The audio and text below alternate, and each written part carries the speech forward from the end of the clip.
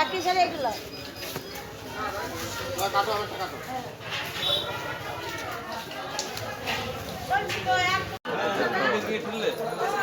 বড় কাটলেন না কেজি আছে ওটা? আচ্ছা তুমি ওই মাছের পিস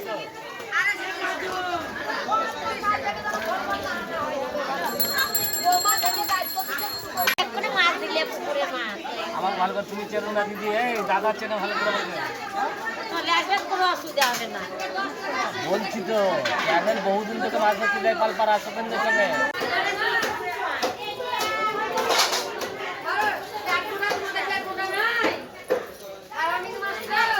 বিষ দিয়ে মাছ খেতে হবে গা।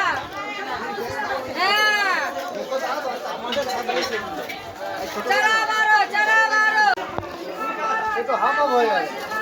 আপনারা মাথা ছোট দিচ্ছি দেখেন।